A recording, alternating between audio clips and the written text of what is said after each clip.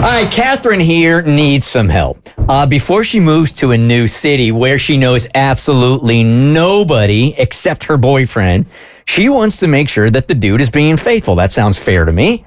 Hey, Catherine, good morning. You're on the Bert Show. Good morning. Good morning. How are you doing today? I'm good. I can't complain.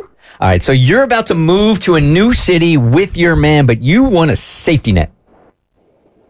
Yes, I really do, because this is like a huge commitment to my boyfriend, and I just want to make sure like he's 100% committed to me in our relationship before I just move cities. So I guess just a little back end so you guys can give me some positive or any results. We've been dating for about like 4 years. Early on in the relationship, though, there was some infidelity on his part. But, we moved past it. We left it where it is. It's in the past. But now that I'm moving cities, it's been creeping in my mind again. It was a quick fling that he had in the beginning of our relationship. And our relationship's just been problem-free, literally, ever since. He got a new job, living in another state for about 6 months.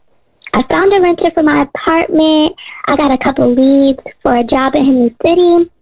So I'm supposed to move next month, but there's literally still a feeling in the back of my head that I just need to make sure that he's absolutely faithful before, making this big commitment, because this is something that's huge. So I'm not trying to test him or anything. I just want to get like these thoughts of like hesitation out of my mind. I don't want to feel like, I'm making the wrong decision. I don't know, I guess cold feet, if you want to call it. So, I just think, getting positive results here will make me, feel better about the situation, so I could leap into it with no hesitations or anything like that. I got a couple of thoughts here. First of all, this infidelity happened how long ago? This is like the beginning of our relationship, so like 4 years ago? 4 years ago, okay. So we had the therapist from the Honest Women podcast on a couple of weeks ago, and I asked this question, like if there's infidelity in the relationship, like I know everybody's different, but if you had to put a mathematical equation on it, how long should it take you to get over something like that before you realize like I'm never going to get over this and maybe it's time to move on? And she said 2 years. So you're 4 years in now and you're still not back to 100% trust and thinking about moving to another city with this guy. I think the fact that you called us to do this War of the Roses, something in your gut is still telling you you're not 100% sure about this relationship.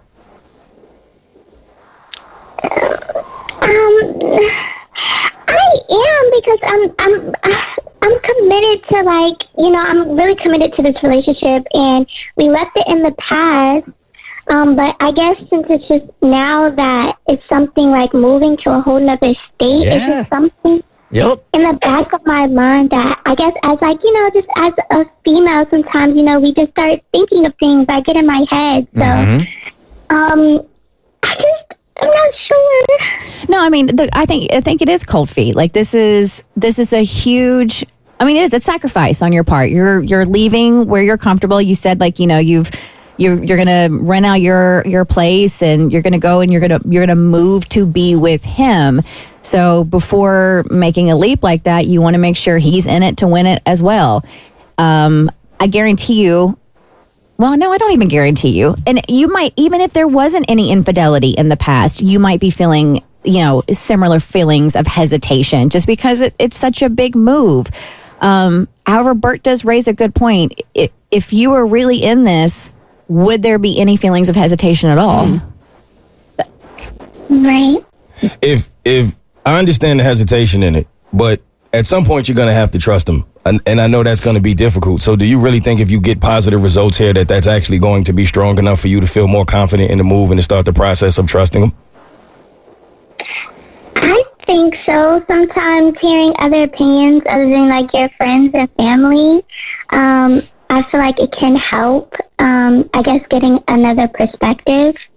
Where are you at with this, Abby? Well, here's the thing. If you have the anxiety about it now, you're going to have the anxiety about it when you move there. So you can say that it's just kind of like, oh, if I get that confirmation now, I'm going to feel better about it because he's not cheating on me now. But if you think he has the capability to cheat on you now, what's to say in 6 months those feelings aren't going to come back again after you've already moved? So my opinion is that if you don't trust this guy right now, I really don't see things getting any better, but I mean, I guess we can prove that he's not cheating on you at this current moment. I think this, Catherine. All right, we've already done this, so we have results for you in a couple of minutes. I think you should use these results as a springboard to a fresh start. If he didn't send these flowers to anybody else but you, I think now this is your starting point to say, okay, I trust him. It's in our past. Let's move on. Does that sound fair? That sounds fair. All right. All right, we got results for you. Like you said, Catherine, you're not trying to test him. It's not like you're trying to... You are absolutely testing him. We're literally that's testing this him. whole thing is. It's sometimes not light conversation of the roses. It's war of the roses. We are not... That is not the premise of this texting, or of this War of the Roses. Oh, it's not? No, we are not testing him. We are just trying to quiet the voices that are in her head. That's what we're trying to do. We're trying to give her the confidence she needs to move states away and to forge her life with him. No test at all. This is not a test for him. This is not a test. This is just to quiet the voices in her head. Yes. Okay. Catherine. You said that like you didn't believe one syllable of Not it. one. All right, Catherine, we did not test your man. No. We did War of the Peace of Mind for you. War of the just making sure. Yeah.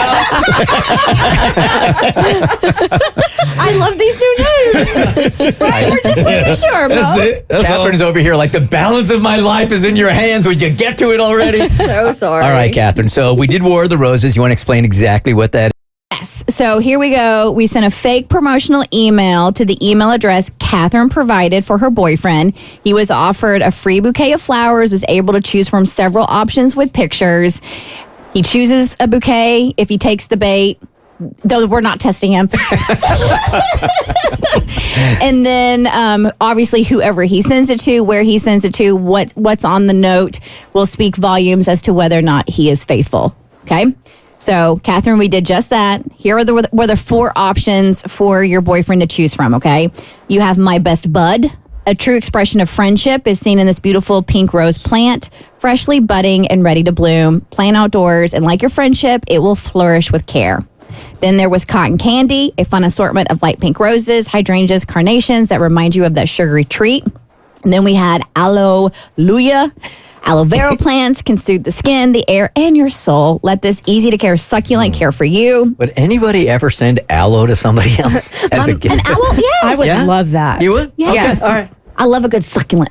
Save that. No, we don't need to do that. Bart loves a good succulent.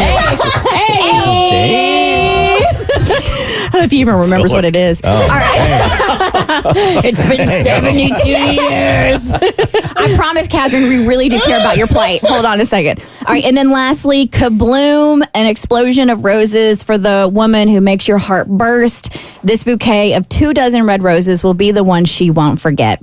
Again, in exchange, asked to share some promo codes for a percentage off a future order. We sent the first promotional email at 9:52 a.m. and we didn't get a response. So we sent a second email at 12:45 p.m. and then it took a little bit again, but he did eventually order flowers at 2:10 p.m. And he did choose kabloom, the explosion of roses. This is the bouquet of 24 red roses. He set delivery for tomorrow. It's going to a work address. And they're going to you. Yes. All right. It's about damn time. Yes, it is. Either one.